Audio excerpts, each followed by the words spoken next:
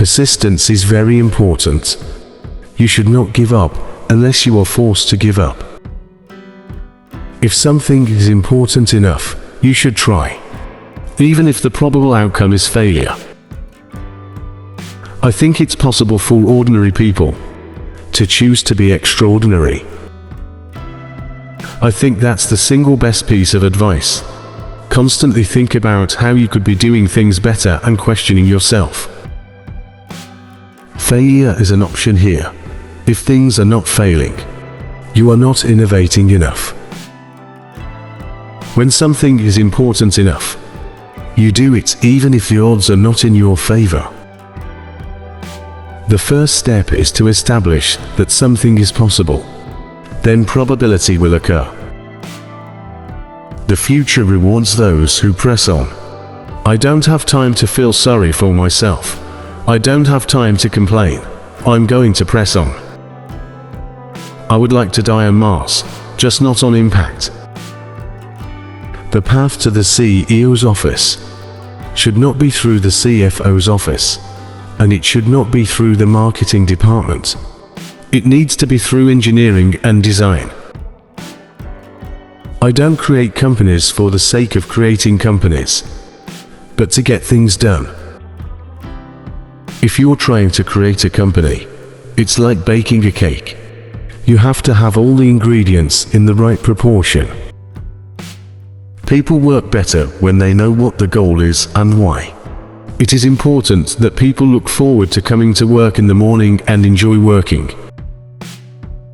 You shouldn't do things differently. Just because they're different, they need to be better.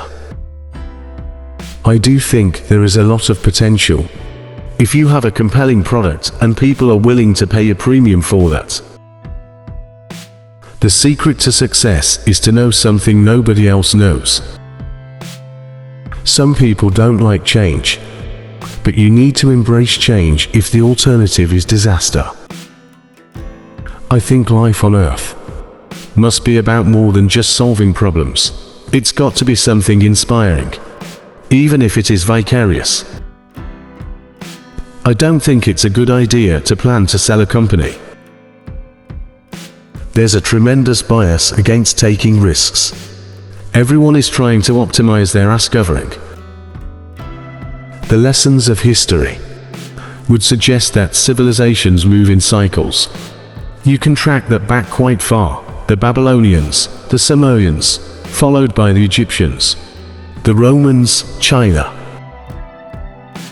Really, the only thing that makes sense is to strive for greater collective enlightenment. Don't confuse education with schooling. I didn't go to Harvard, but people who work for me did. The reality is, if you want to make progress, you have to take risks. You get paid in direct proportion to the difficulty of problems you solve. If you get up in the morning and think the future is going to be better, it is a bright day. Otherwise, it's not. I think it is possible for ordinary people to choose to be extraordinary.